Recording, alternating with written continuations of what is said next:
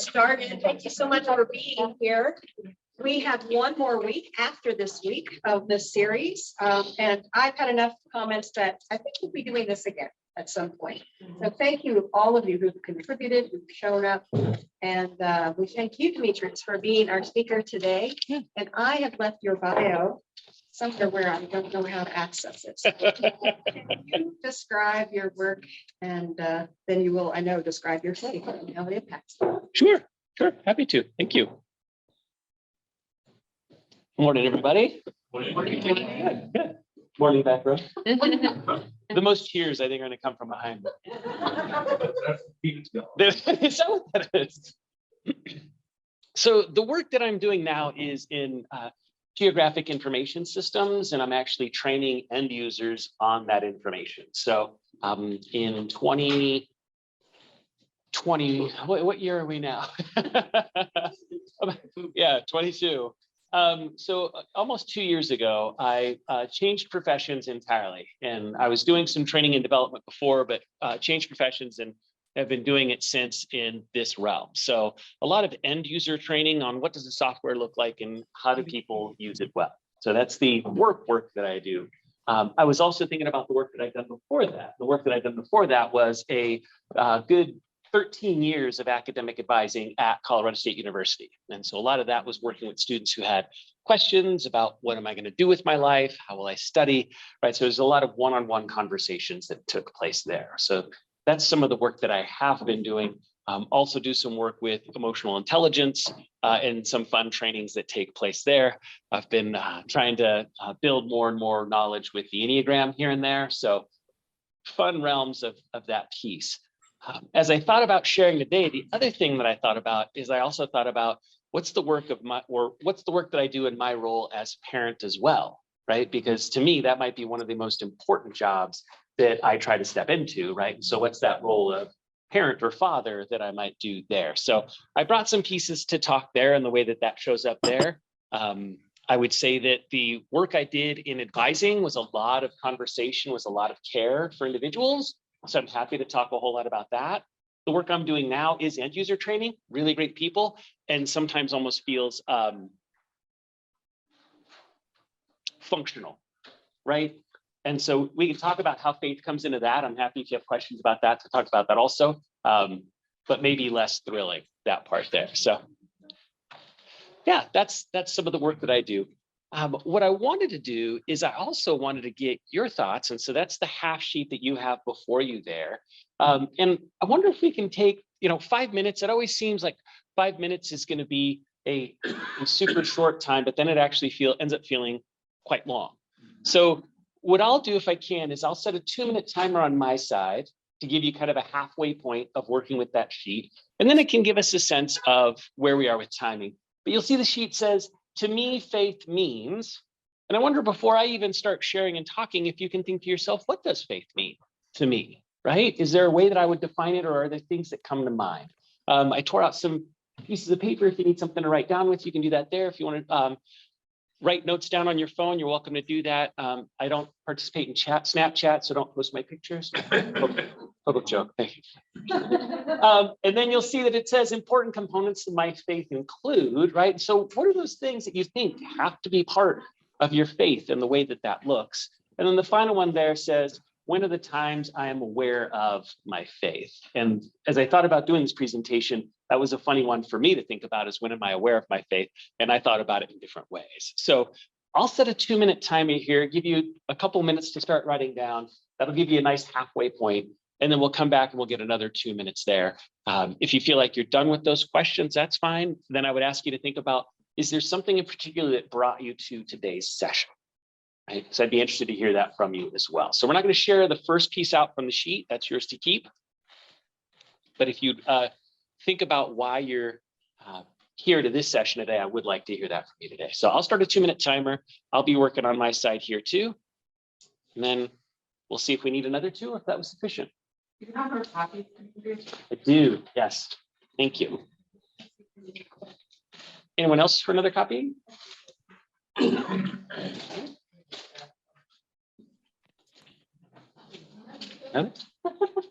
You can use this one. You can back on that. Yeah.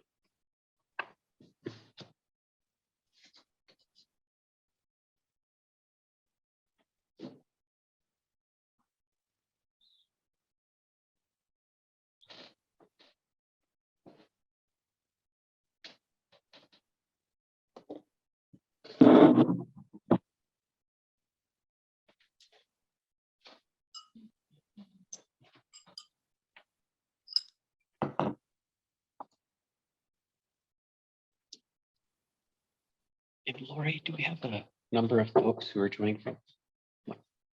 Thanks.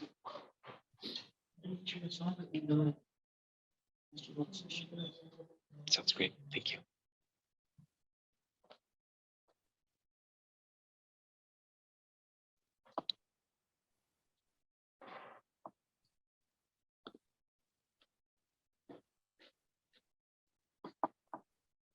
Feel free to keep writing. That's about a halfway mark there.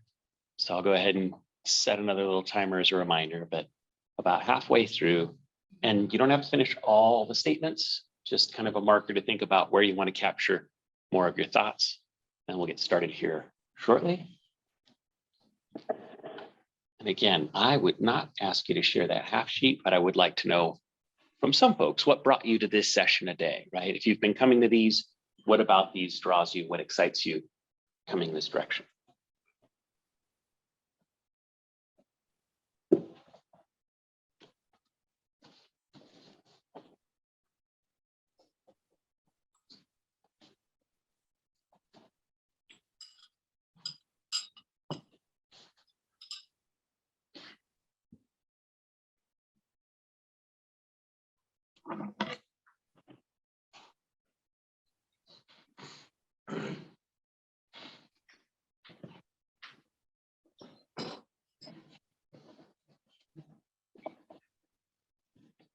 One of the reasons why I have to come, and I'm sorry, we always have to leave early. We have our meetings at 11.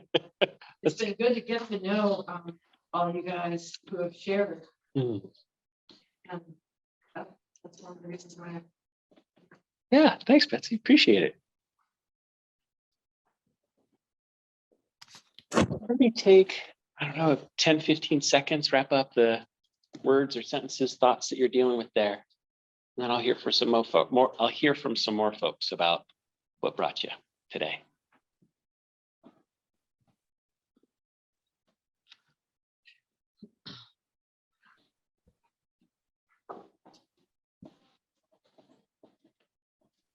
The thing I didn't mention in my introduction, as folks are wrapping up their thoughts there, the thing I didn't mention in my introduction is that I've been in education and training since '97.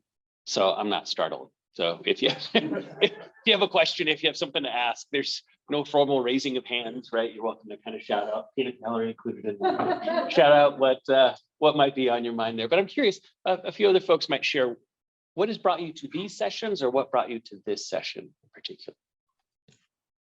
Yeah. I'll raise my hand. I've always wished when I read an obituary that I would have read it, been able to read it before the person died. And this is kind of like an obituary before a person dies. Mhm. Now I'm going to be worried why they're behind me. Now's your time. Great, thanks. Thanks for that. For me, I think it's I think we all believe that God is everywhere all the time. And it's fascinating to me to hear other people's experience of how they experience God outside this building. Yeah. Love it. Yeah. I'm here because Kathleen drove today And if I didn't want to stay here, I'd have to walk home.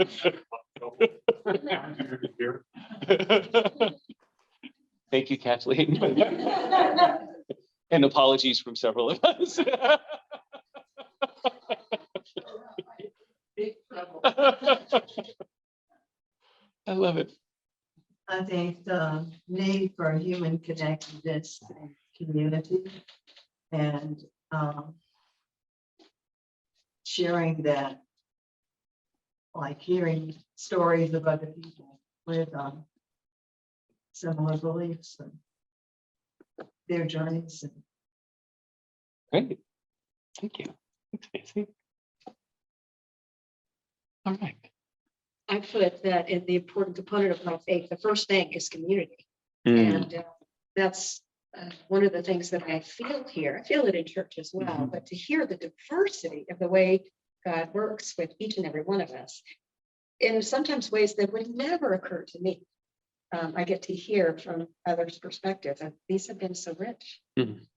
So Nice. yeah, that's why. Fabulous. All right, so I'll jump into it and then again, ask questions, chime in. There's no way that I want to lecture for 30 some odd minutes on end, right? That drive us all batty.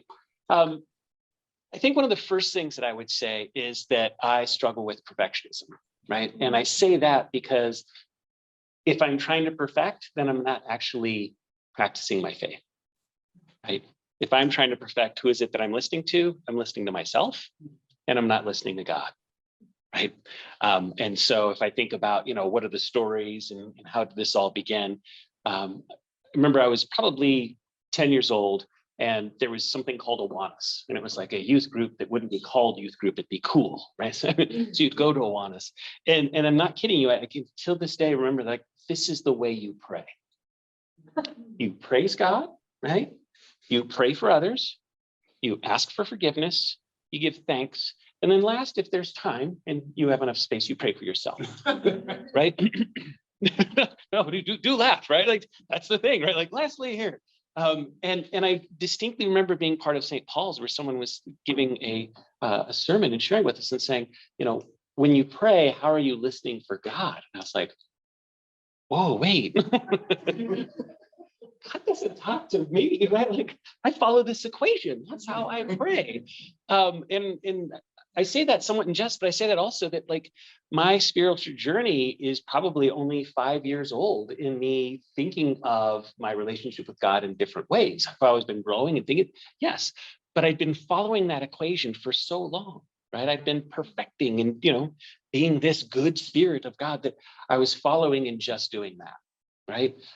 So I think that, when I'm managing, when I'm hustling to get things right, then I'm living through perfecting rather than living through my faith. The other thing that came to mind when I was thinking about this is I thought less about my religious journey, right? Who am I as a Christian? And I thought more about that word faith. Right. And and so that's where some of the questions came out there, because it was interesting for me to think about, how do I show my faith? Because my faith is really for me, faith is believing in something I cannot see, nor that I can prove. Right. And I think, if I'm trying to prove something, then I have evidence. I don't have faith. Right. It's pretty easy to follow up on something when you have evidence, right? Because you get to show everybody else the way that you're right. Right? Well, of course I'm right. It's right here. And so when I think about my Christianity, I do not have any interest in trying to prove something to other people. And I'm also not looking for God to prove anything to me. Right. For me, I think that's pretty big. The more that I can listen, the more that I can be present. Right. There's all these miracles around me. And so that comes to mind when I think about that piece of faith, the word, right? Faith, the word, rather than faith by practice. As I thought about moving between the word, and actually I'll stay on that for just a second to say that when I think about faith in my belief in things that I cannot see nor prove, I think about the way that I see God in the world day in and day out. And someone a while back talked about big capital S sacraments, right? And there are the sacraments in the presence of God. And then the little s sacraments, where God is in, a duck swimming across a pond, right? Like where am I looking and paying attention to, right?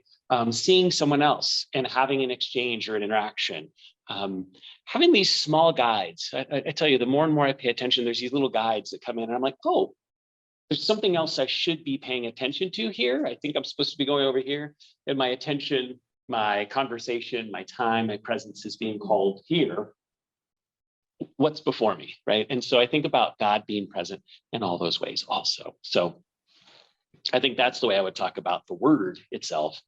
And then as I think about my faith in my Christianity, what informs that for me is the stories that I love about Jesus. Jesus as servant, right? Jesus as caregiver, Jesus as welcoming, Jesus as accepting, right? I'm always, I mean, the Jesus that I'm most inspired by is the Jesus who is with the tax collectors, right? The Jesus who's on the edges, right? And I kind of laugh to think about like, Jesus out there with the prostitutes, right? And I think about like, wow, like that's profound. And I don't know many people that would go to church where I would be able to make that statement. And they're like, no, we don't, we want to talk about this more. Usually it's like, actually, you said prostitutes, so let's stop talking, right? Like, but there was this discomfort and this ability to see people as people, right? And gosh, that is for me, right? That's at the core of how I want to live my life, right? So if I talked about my religion, if I talked about my faith, that ability to see people as human beings, right? So, okay, Demetrios, what do you do with this as work, right? So in my day-to-day work, the GIS work that I'm doing now, here I am training people. And if you can, think about a company that's taking on a new software. That's change, right? Change is always comfortable and easy and you're ready to do it. Never painful or confusing or messy, right? Like just jump right in.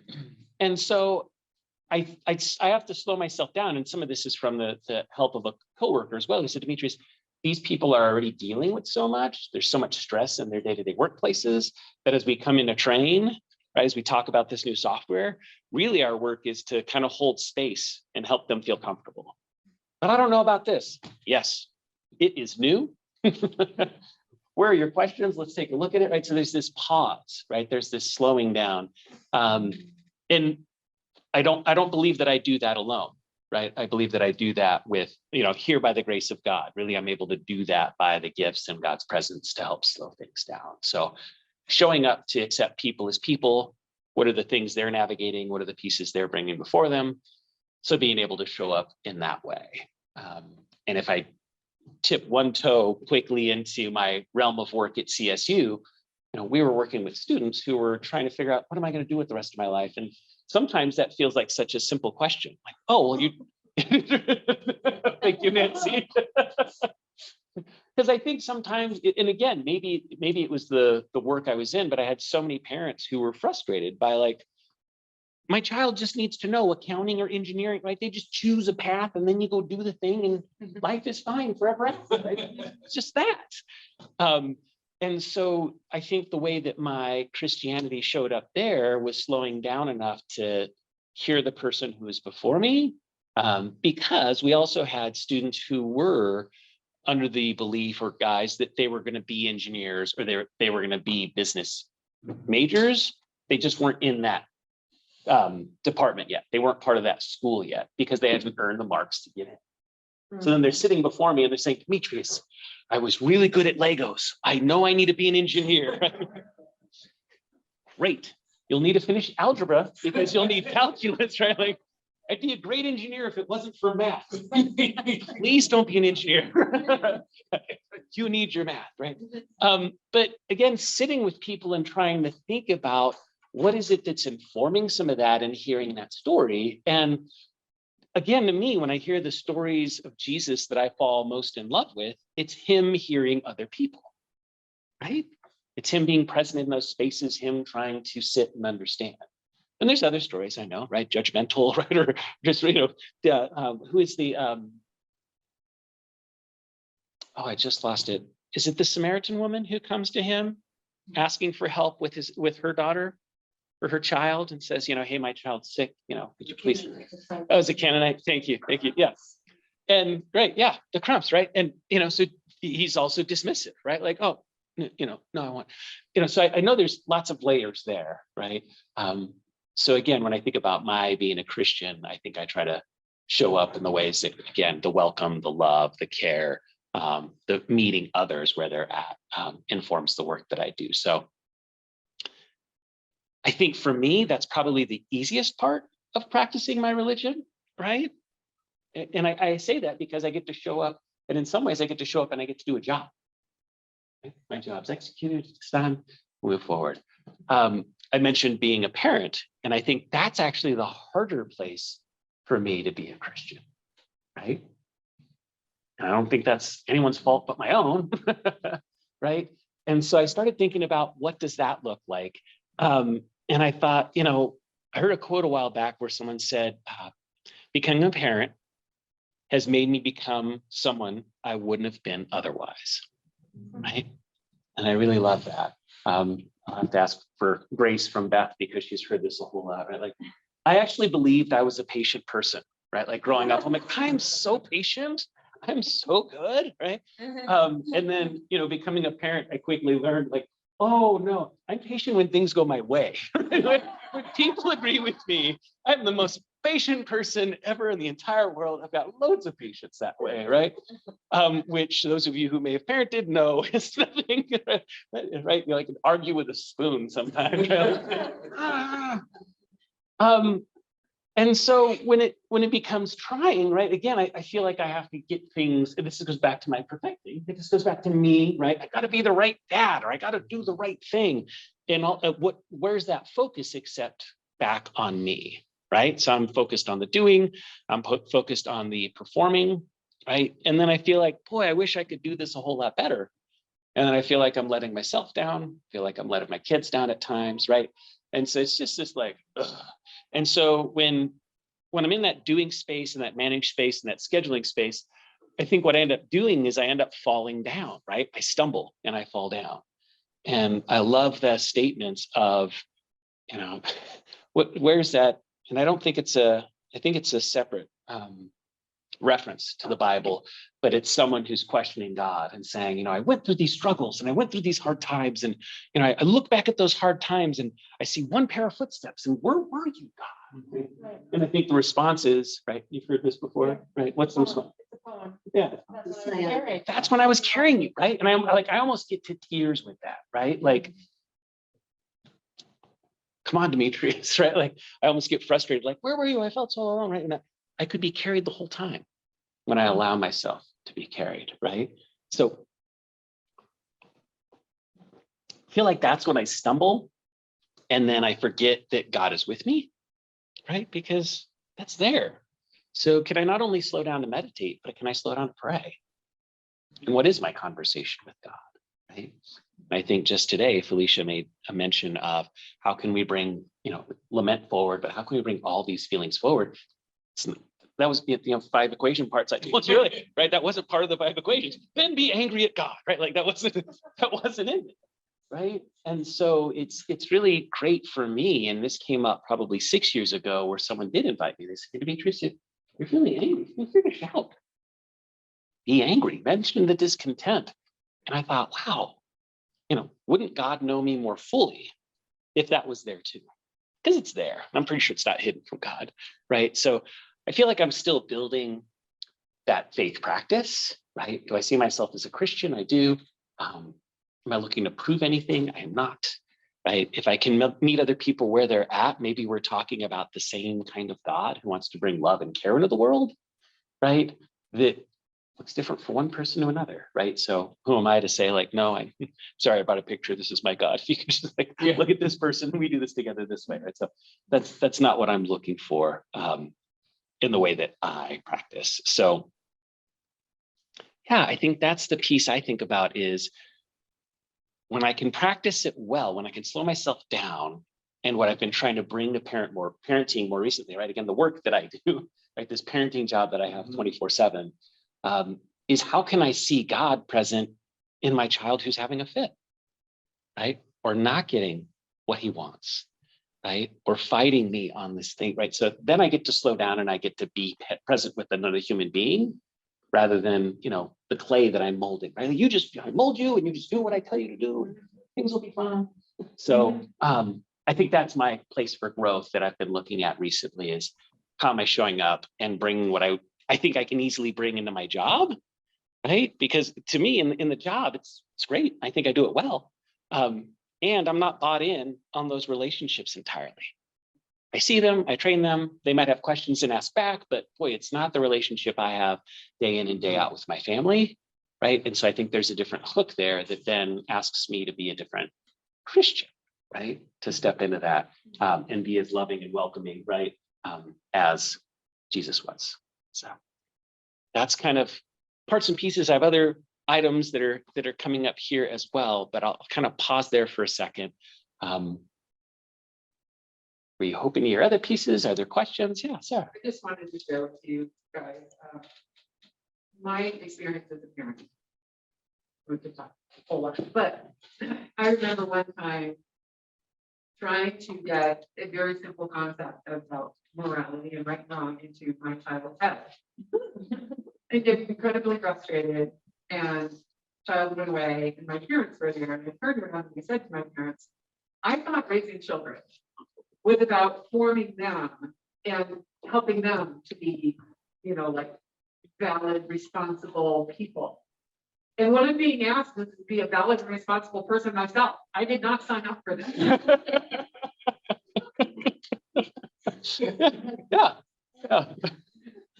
Well, and the phrase, I don't know if this resonates with you, but hearing you say that reminds me of the phrase of do as I say, not as I do. Yeah. I didn't sign up to change myself. I'm here to make you be the right person. I'm going to come over here and follow for myself time and again. Oh, shucks. Oh. Yeah, I always felt like my children just wouldn't do anything I told them to. And so I would just innocently forget it. They would do what they wanted to, and it was pretty bad. But then I would be around other people, and when my kids were there, they, you're such a good mother. What in the world are you doing?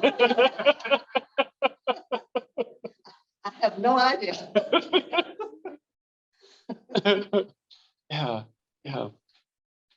This goes back to what you were saying earlier, in that concept, every interaction you have is with a child. You've got to go into it, but just accept it. See what's there. Mm-hmm. You can be frustrated when you try to make something that is. Yeah. And that reminds me, I'd written another idea down here around anxiety. And there's a quote that I heard where someone said, our anxiety doesn't come from thinking about the future. Our anxiety comes from trying to control the future, right? And so then again, I'm stumbling, I'm fearful, right? I'm frustrated because I'm trying to control something rather than grounding myself and being present in what's before me, right?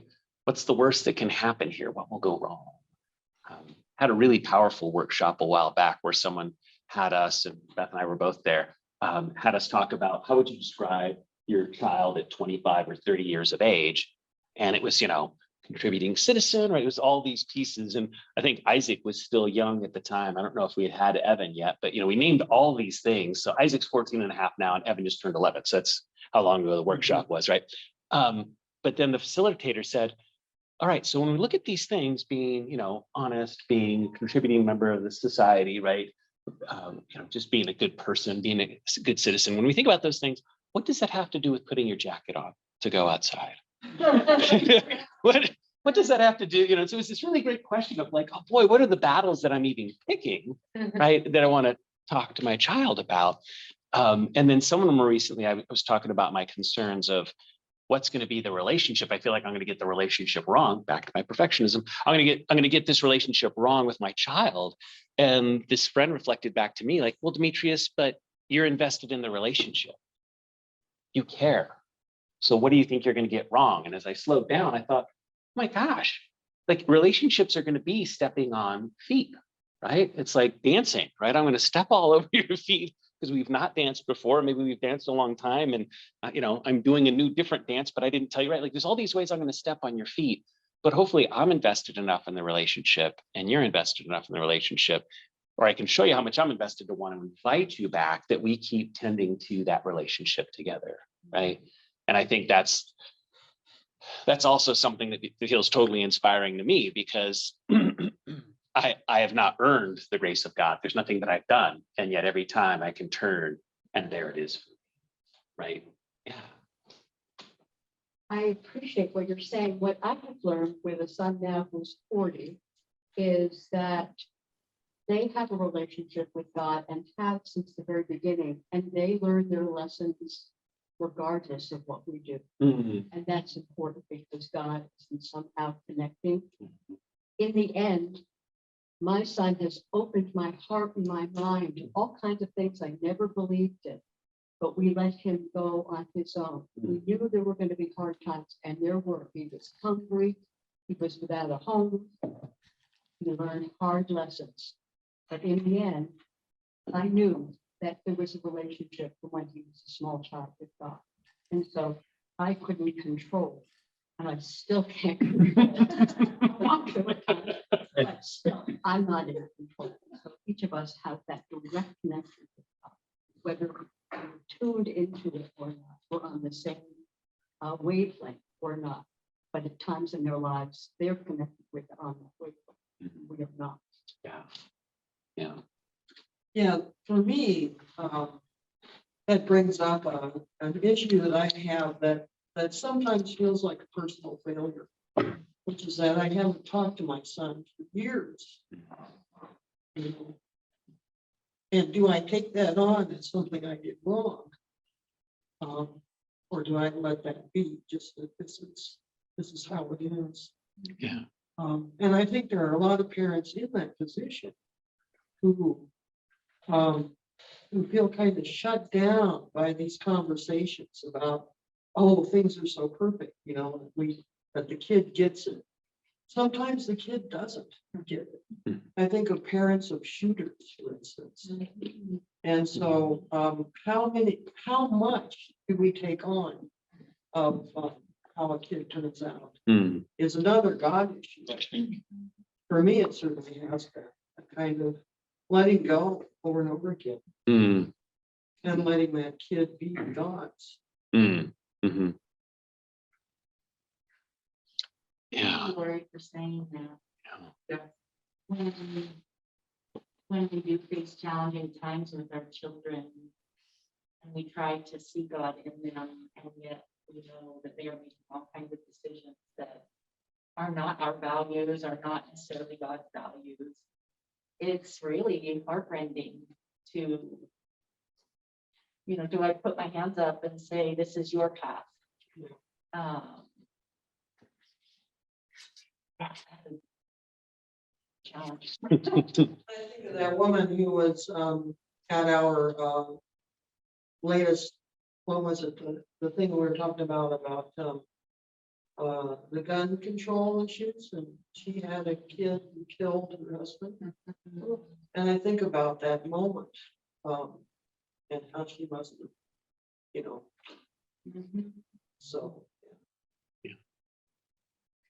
Yeah, and how do you have faith to keep parenting when it's so hard? Yeah. And I wonder if you, tying it back to a previous job you had, you're an individual contributor now, but you used to oversee a team. How did faith show up for you when you were leading a team?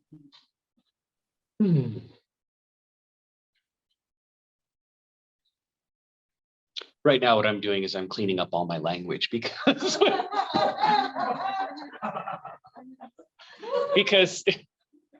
because I was leading a team through some really ugly times, right? So there was a leader who had retired, and so it was like, oh my gosh, what's that going to look like? Full transparency, I was one of the finalists for that leader role and was not chosen. And it was not so much that they hired someone else, they just outright failed the search. And so then I had to leave the team who was like, what? You know, how come we didn't hire? We had 3 finalists. You're telling me none of those 3 finalists were capable of being hired, including the person who's part of our team, who's, right? Been with the unit for so many years, you know, so there was so much confusion. What we had also been doing, what I was doing with the last director is we were rewriting job descriptions. So the way that organization and leadership would look within the unit would be different. And so again, right, like, how about some more change, right? Like just pouring, you know, fuel on the fire kind of thing. Oh, how did faith show up there? Gosh. That is my ringtone from home.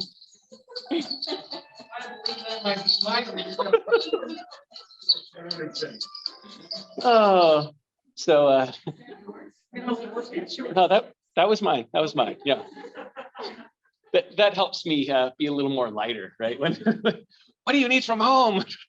No, you can't play media. You can't be on the computer right now, right? Like, that song helps me go, oh yes, this is fine.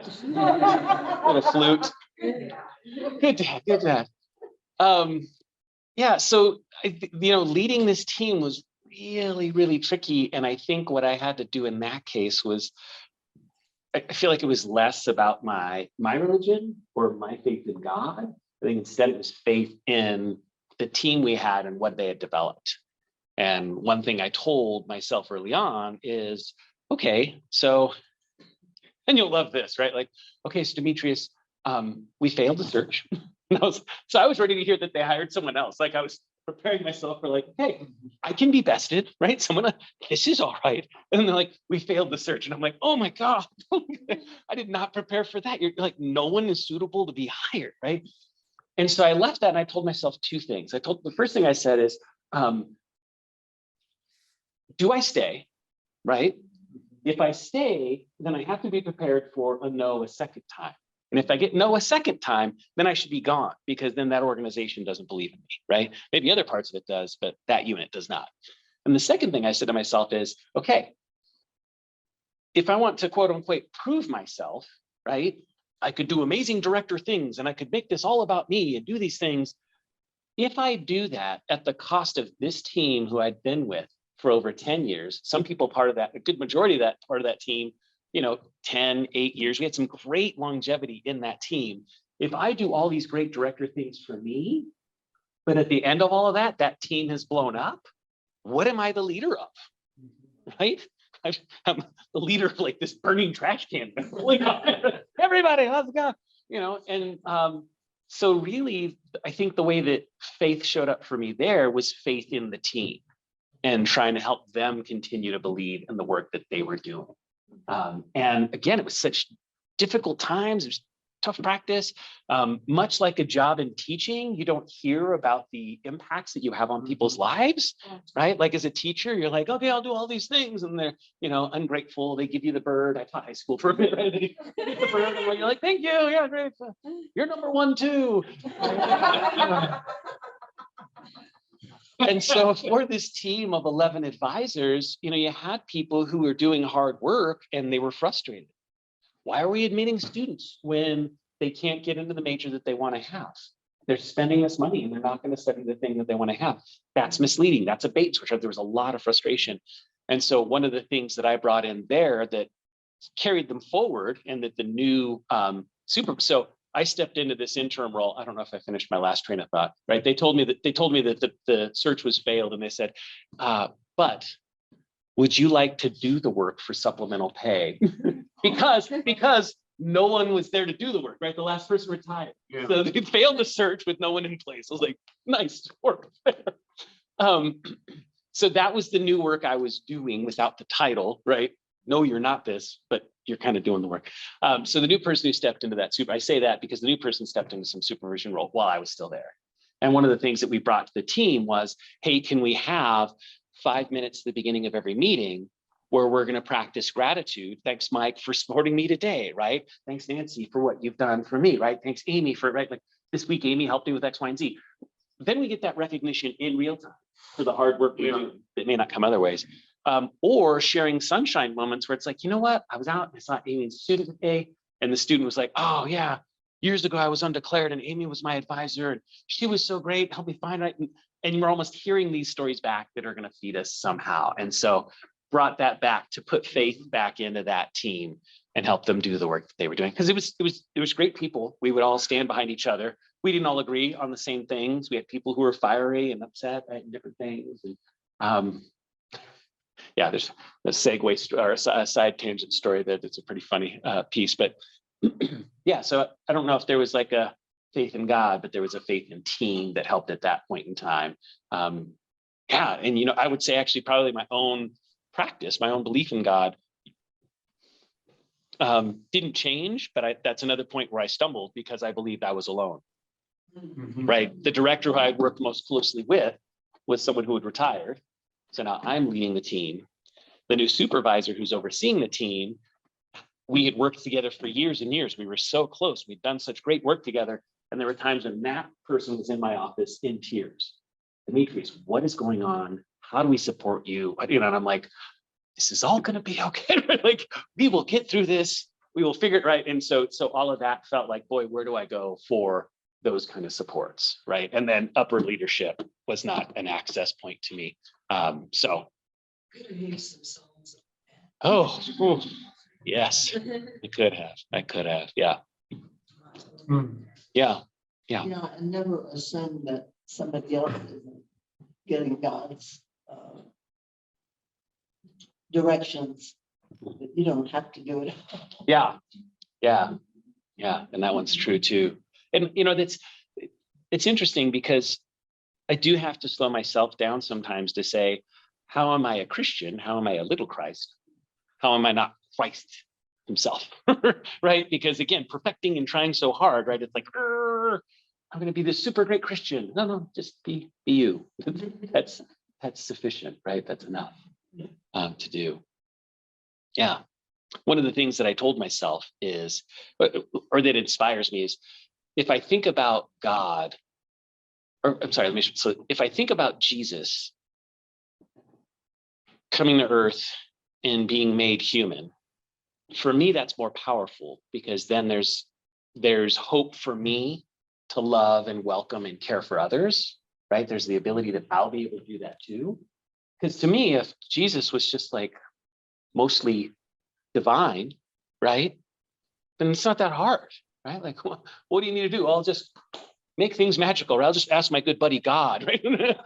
That guy will help me out and then it'll just be easy, right? Like the road almost becomes easier to navigate. So to me, it's pretty profound to think about like, wow, if God was actually human, right? If Jesus was actually human, walked this earth and did those trials and tribulations, how is that to show that it's also possible for me to make my way through darkness, to make my way through temptation, to make my way forward and slow down? I don't have to be divine to do that. I just need to be faithful.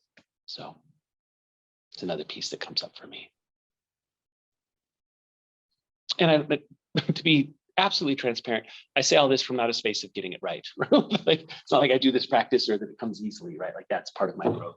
That's some of my journey to continue going forward. And when I get it right, it's only by God either blessing me or clubbing me enough times that I finally see it. Or like, oh, this lesson, right? Yeah, I've got that one there.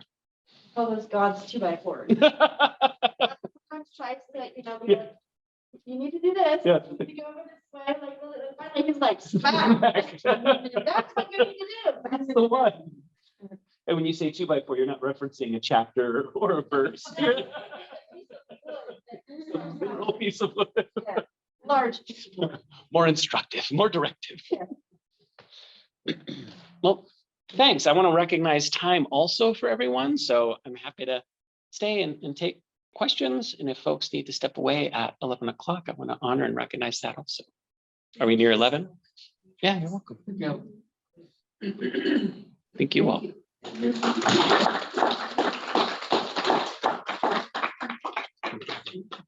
You're welcome.